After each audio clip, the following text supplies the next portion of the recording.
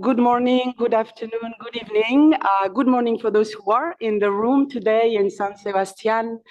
And good afternoon, good evening, and good morning to the dozens and dozens of stakeholders who are online today. It's my pleasure to welcome you all to the 7th edition of the OECD Roundtable on Cities and Regions for the Sustainable Development Goals. For those that have not had the pleasure to meet so far, my name is Aziza Akmouche, and I'm heading at the OECD, the division that is in charge of cities, urban policies, and sustainable development within the Center for Entrepreneurship, SMEs, Regions, and Cities, where the work on localizing the SDGs is organized.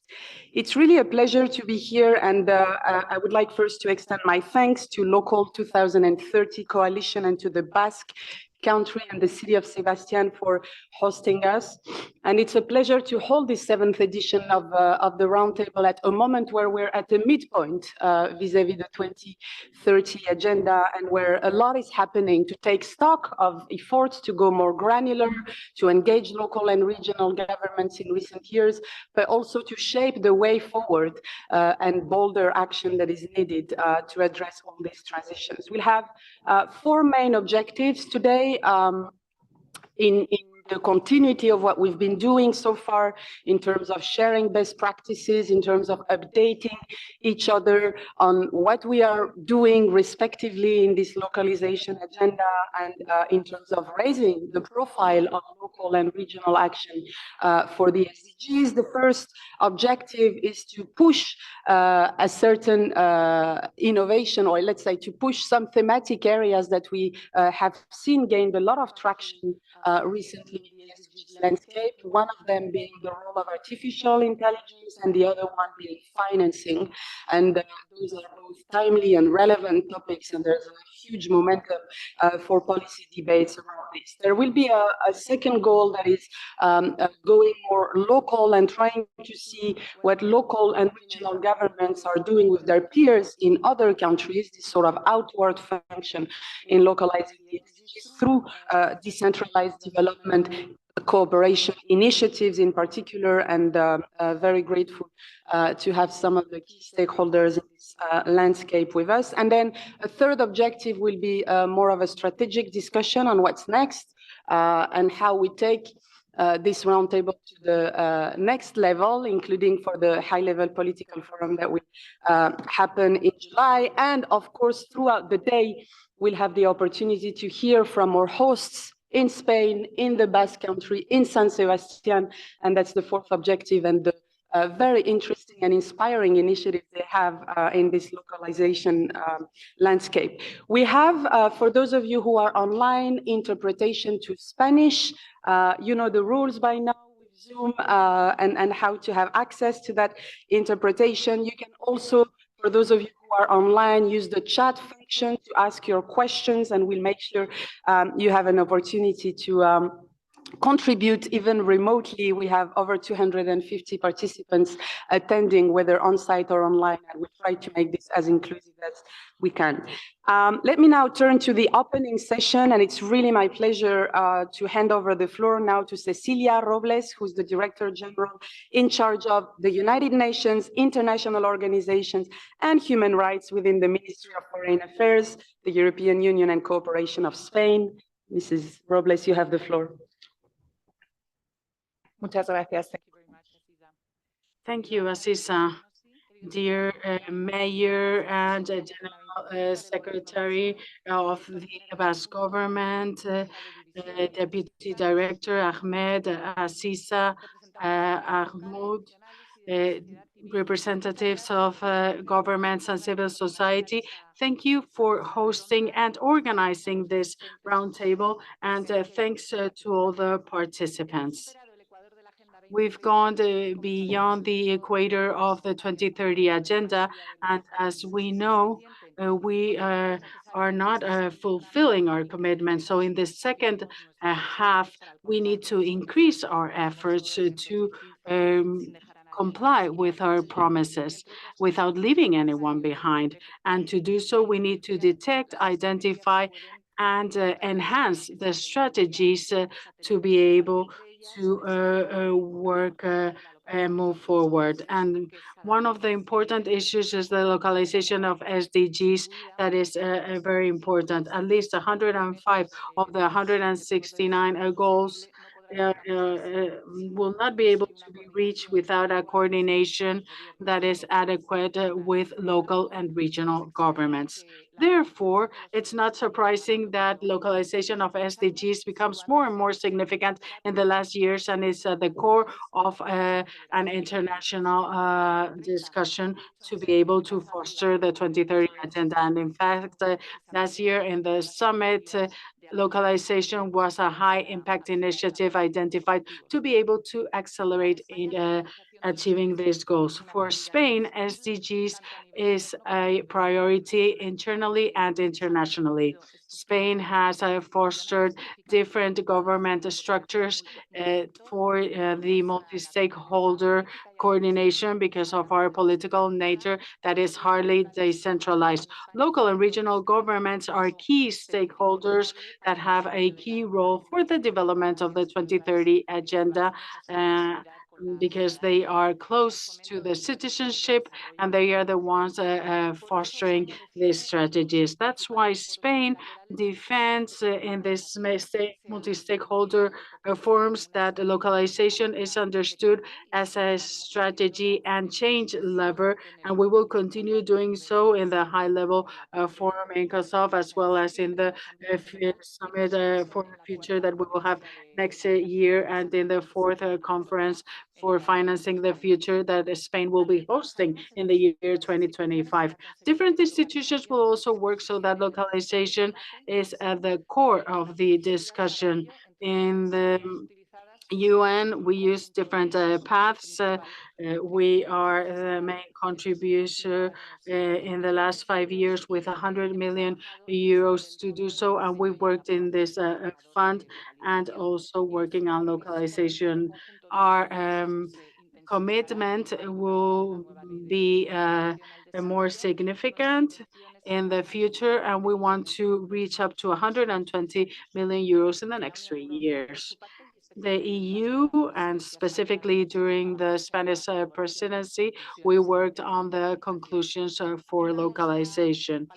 And a sample of the commitment of Spain with localization of SDGs is the Secretariat of the 2030 Local 2030 Coalition being in Bilbao.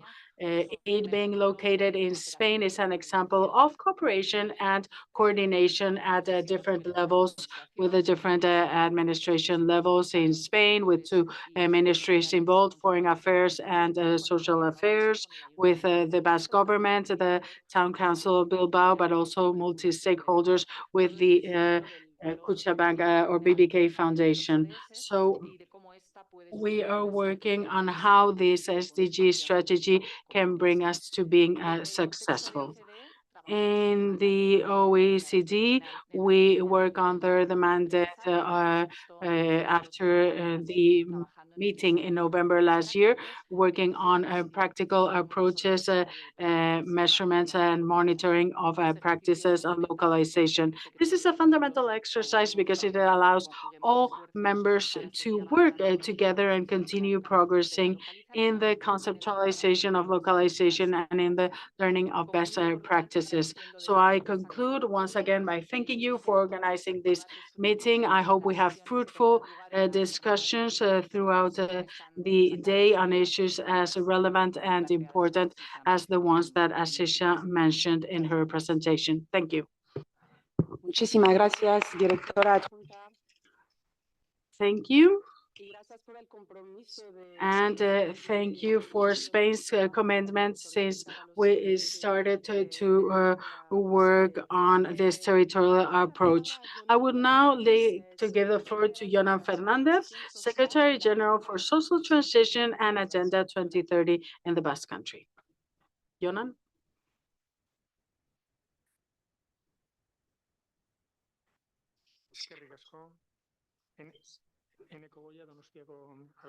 Thank you, Mr. Eneco Goya, Mayor of San Sebastian, Cecilia Robles, Director General. I would also like to welcome you all. And I would like to welcome all the participants, friends, and representatives in the 7th OECD Roundtable on Cities and Regions for the SDGs. On behalf of the Basque Country, I welcome you to Euskadi, the Basque Country. The Basque Country is participating on this program, A Territorial Approach to the SDGs, and we will be having a meeting, in fact, on Friday. So thanks to everyone organizing these meetings. This event taking place in San Sebastian is linked to the participation of the Basque Country in this program and the localization of SDGs and the global development of agendas is something we want to achieve through this program. We are working in the development of SDGs in cities and regions through this program, a program that also assesses the implementation of public policies for the fostering of the Agenda 2030. These public policies demand innovative solutions to be able to have sustainable urban development and to provide answers to problems like inequality, housing, or climate change, common problems that we face in our cities and regions. So the Basque Country is working on the co-governance of SDGs. Institutions and social agents have a concern, and that is not enough compliance of the SDGs for 2030 and high lack of knowledge of what SDGs are and mean by society. So the Basque Country, through its own experience, has started to work on its commitment model on the localization of SDGs. I believe in your folders you have a copy of the model we are working on. What we want is to develop three commitments. First of all, higher institutionalization level. Secondly, more socialization. And thirdly, explaining what Agenda 2030 is and represents. As we already explained, the Basque Country hosts the General Secretariat for the Local 2030 Coalition. And this is an opportunity to internationally exchange our commitment with SDGs. Our mission is, in fact, to contribute to the localization of SDGs, that is, to foster the commitment of different regional and local institutional levels. We should not forget that it is local and regional governments the ones that have to comply with 70% of the SDGs. That's why we always insist on how it's fundamental to have a more relevant role of this sub-state government levels. Please allow me a final comment before finishing that is very much linked to what is happening in the world. We continue with the war situation in both Ukraine and Gaza, and we should not forget that it is also happening in Yemen, Iraq, Syria, Afghanistan, Burmania, Sudan, South Sudan, Ethiopia, Somalia, Sahel, and the Democratic Republic of Congo.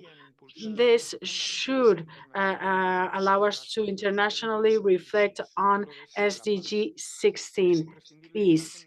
It's important and fundamental for the 2030 agenda to also be a reference for peace. In September, we will have the summit of United Nations, and we hope that SDG 16 is something we can reflect on even more, because war is against a human and urban sustainable development.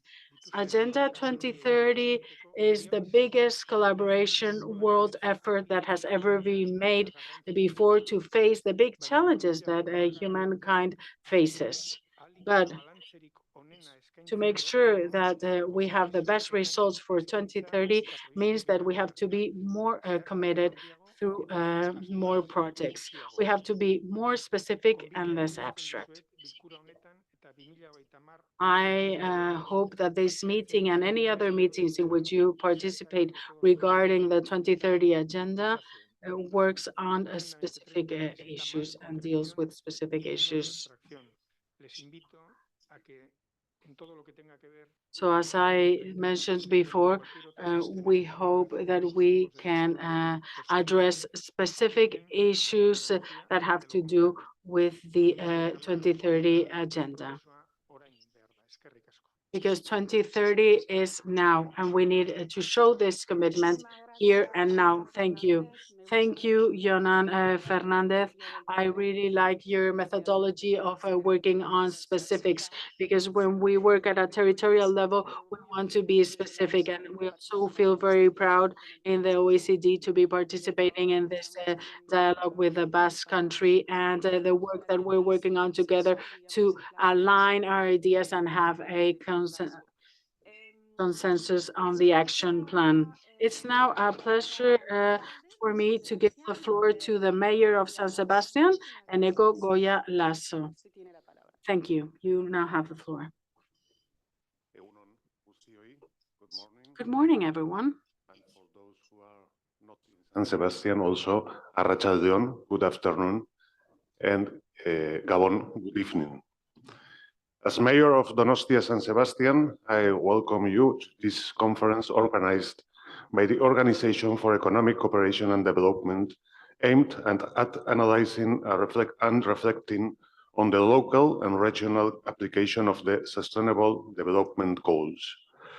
As a Basque city committed to the European construction project, San Sebastian is firmly committed to the principles and values that inspire the SDGs. We do it in a structured way with the help of the Basque government and its 2030 agenda, in which we have collaborated and have been decisively involved.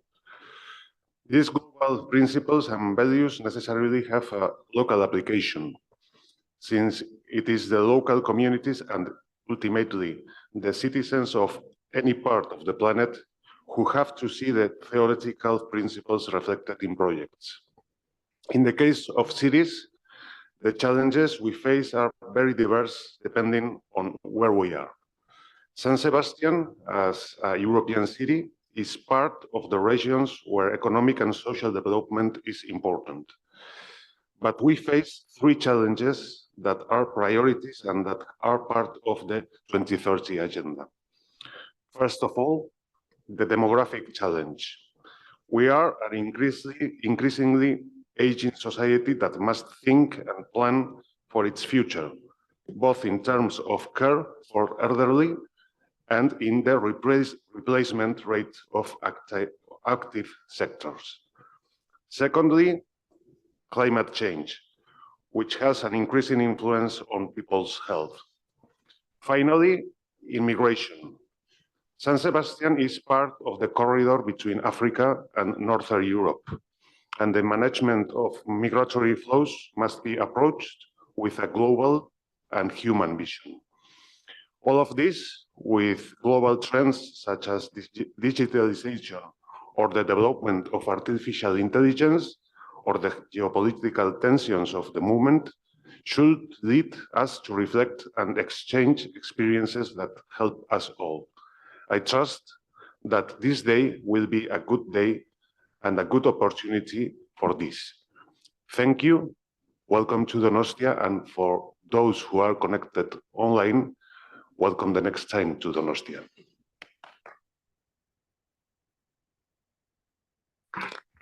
Thank you so much, Mayor, and many of the challenges that you shared in terms of preparing for the future and using the 2030 agenda as a means to prepare for the future are actually very common to many OECD countries and their regions and cities, be it climate or demography, migration, digitalisation, and so on.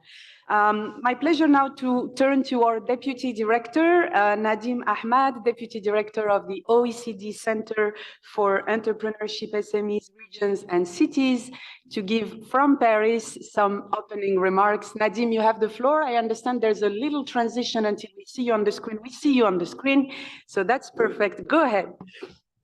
Well, good morning, everybody. Thank you, Aziza. Director General Robles, Secretary General Fernandez, Mayor Goya, Ambassador Puig, ladies and gentlemen. I mean, it's a great pleasure to be able to welcome you all to this seventh roundtable we've co-organised with the Basque Government and Local 2030. And it's a real shame on my part that I cannot be there to join you, because it looked like a fantastic event, and I wish I could have been there with you.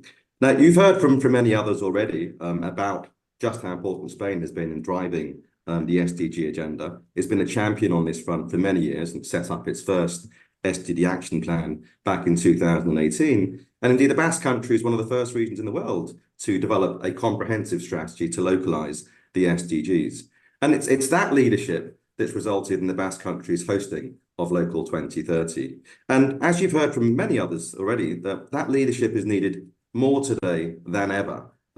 As we look at the halfway point to 2030, only 15% of SDGs are on track, and 1/3 are stagnating or regressing, including on really important ones like poverty, hunger, and climate action. And when we look at the subnational level, in more than 80% of regions within OECD countries, none of the 17 goals has yet been achieved, and less than one in three cities have achieved more than 2. But there's more that we can do to accelerate progress, and today we'll discuss, as Aziz mentioned, 3 really important levers in particular. The first is on artificial intelligence. We know that AI technologies are increasingly being used to improve services such as mobility, healthcare, energy, water, and indeed many others that all have a direct impact on our ability to meet the SDGs. And indeed today we'll hear from Professor Venusa, who has researched showing in her keynote speech that AI can act as an enabler for over 3/4 of SDGs. But to get the most out of AI, we also need to mitigate potential negative impacts, including potential displacement of workers and the amplification, potentially, of existing digital divides. So we also need to ensure that those challenges related to transparency, safety, and ethical standards are also addressed in the use of AI. Now, the second lever concerns financing.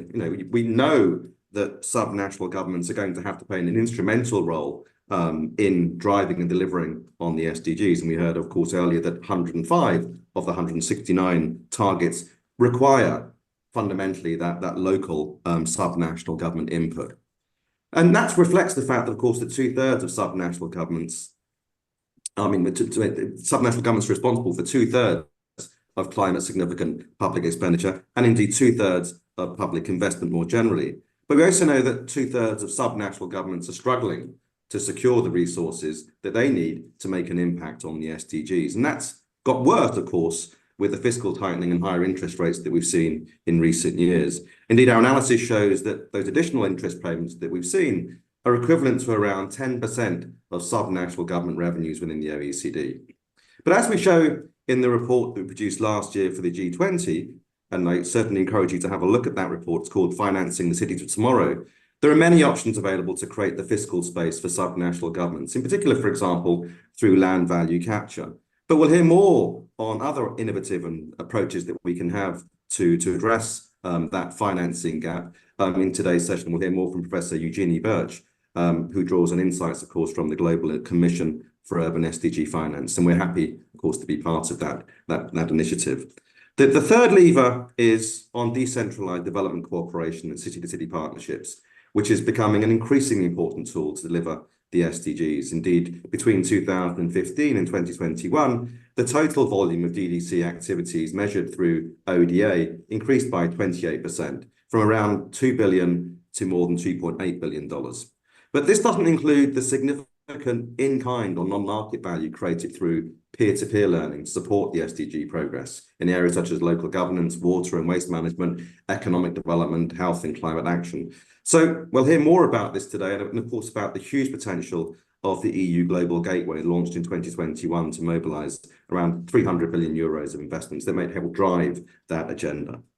So there's an awful lot for us, I think, to reflect on. And as we've seen, we're some way off the targets. But I honestly remain optimistic about the potential for driving that progress. And certainly, I think that today's agenda has highlighted three fundamental areas where we are able, I think, to do that. And the fourth is a way of wrapping up the conversation to talk about the way forward. And I think that certainly others have introduced some really important aspects of that I want to also perhaps reiterate here. And I think that the importance of making sure that we are talking about specific and less abstract targets. And the last, of course, is to recognise that the broader mega trends that we find ourselves in that are also having an impact in terms of the way that we think about SDGs, the demographic challenge, the migration challenge, climate change, digitalisation, are all issues that are going to create challenges in terms of meeting the SDGs. But of course, as we've seen in the context of AI, providing opportunities to address them. So I'll leave it there, and I look forward to an insightful roundtable and some fantastic discussions that will hopefully drive momentum on accelerating progress. Thank you very much. Wonderful. Thank you very much, Nadim. And let me now turn to Ambassador Ximo Puig, Permanent Representative of Spain to the OECD. Embajador, tiene la palabra.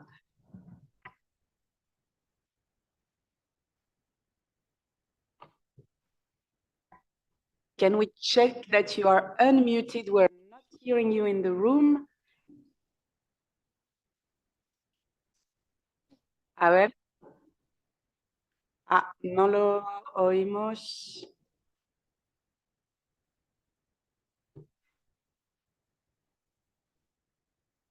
Maybe. See, we'll wait for a moment.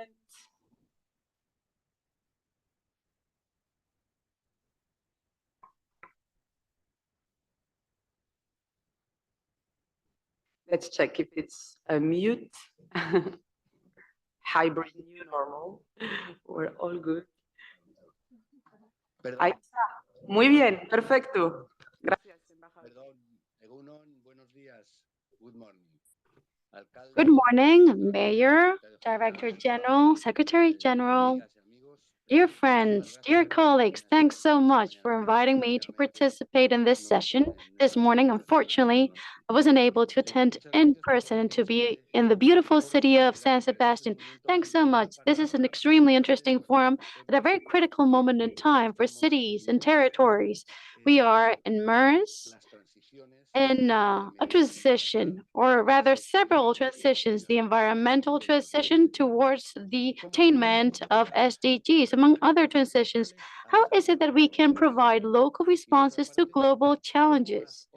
And how is it that multilateral organizations can contribute to stepping up that local work that is essential for the attainment of SDGs? The OECD is one of the key stakeholders in doing research based on trustworthy data and promoting high standards in order to help us step up efficiency and the quality of public policies. For this very reason, I'd like to extend a very warm welcome to all the representatives of the OECD. It's wonderful that the best country, together with the OECD, has been able to put together this event.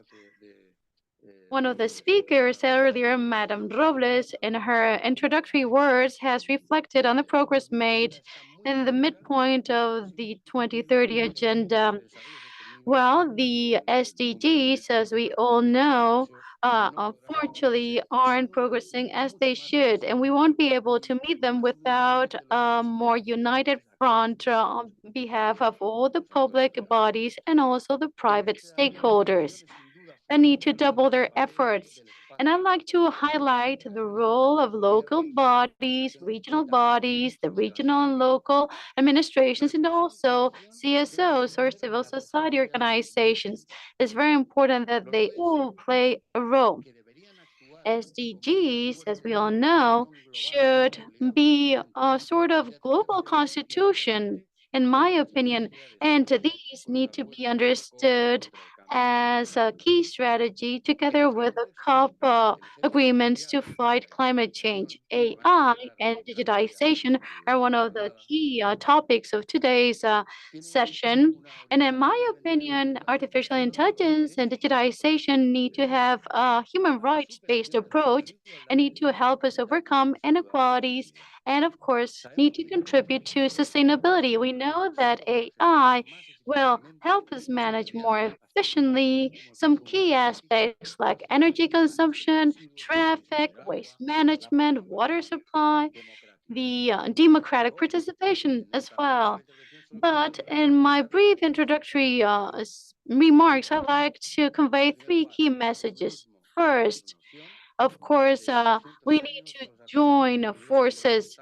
100 years ago, some artisans were against the new technologies, but we have understood that we want to succeed. We need to incorporate and embrace new technologies. Second, we've understood that one thing is, of course, technological progress and what it entails, and the potential of knowledge and information technologies. And another thing is that these contribute to true, genuine economic and social progress. We, as democracies, have a twofold commitment. First, to promote social progress, environmental progress, economic progress for cities and regions. And of course, we also need to control those technological developments that pose challenges to our societies. Because, of course, we have also a bad side to technologies. We see that riders, for example, are working in very precarious conditions. We've seen how there are clandestine tourist apartments that are, well, destroying the quality of life in cities. So we need to be very careful with the bad side of technology. And third, let's not be scared about the future. The 20th century believes in the future, had high hopes regarding the future, but it seems that in the 21st century, we're scared about the future. All technological revolutions for centuries have brought about new jobs, greater prosperity, and lesser hours of work. And we know that transitions entail challenges and can lead to injustice. That's why our duty is to promote just transitions without losers, without leaving anyone behind. That's the key issue. These transitions are something that affect us all, then that should engage all levels. The administrations, work representatives, businessmen associations, the employers associations, and we need to make sure that we all join forces around the attainment of SDGs. So let's think, let's debate, let's discuss. There are many challenges ahead and very little time. Thanks very much, ladies and gentlemen. I wish you great success in this event. Thanks so much, Ambassador Chimoput. OECD, we've heard from Spain. We're missing the third party to the party, the co-host of this event. And I will now, with great pleasure, give the floor to Shipra Narang Suri, who's chief of the Urban Policies Branch in UN Habitat and hosting, amongst others, the Secretariat also of Local 2030. Thank you, Shipra, for being with us. You have the floor for the final set of remarks. Thank you very much, Aziza. Buenos dias, Egunon. Good morning, everyone. Good morning, colleagues. It's fantastic to be here. And a very big thanks to OECD for inviting us, Local 2030, to be a partner in this very important meeting. Also, a very big thanks to our hosts, the government of Spain, the Basque Country, represented here with our friends Yonan and Azier, and of course the city of San Sebastian, represented by the mayor. Each one of these stakeholders, if you haven't known them yet, is a huge champion of the SDGs, and we are grateful for their support for the local 2030 coalition. On behalf of the coalition, it's really a pleasure to give a few reflections, a few opening remarks today. The Local 2030 coalition is the UN system-wide initiative and platform to advance the achievement of the SDGs through concerted local action and through multi-level governance, multi-level stakeholder partnerships. UN Habitat is both the secretariat and the permanent co-chair of the coalition, with the second co-chair being FAO, the Food and Agricultural Organization of the United Nations.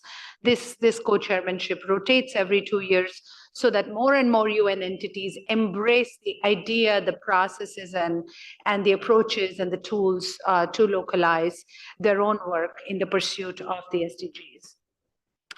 By bringing together a diverse range of stakeholders to enhance localization efforts, including not just national and local governments, but also regional entities, other levels of subnational government, civil society, academia, the private sector, youth, and others.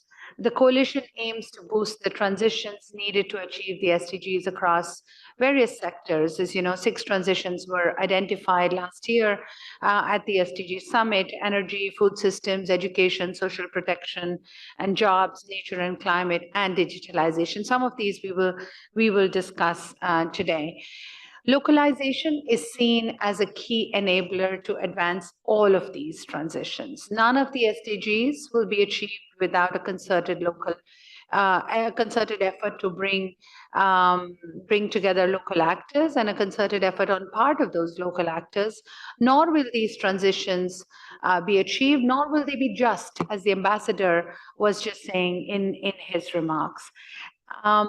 Because of this important role and recognition of the processes and opportunities of localization, the Local 2030 Coalition was chosen as a high-impact initiative last year at the SDG Summit. And the Secretary General has made a very strong call for all of us to take decisive action and scale up our efforts to achieve the SDGs through localization. So I'll leave it there. Thank you very much. We have a chance to talk a bit more during this day. I just want to say that this discussion is very timely, including some of the topics we've chosen. And I also want to conclude by saying that the next time, I hope to welcome all of you to the Local 2030 Secretariat in Bilbao for a follow-up conversation. Thank you very much again. Thank you very much, Shipra.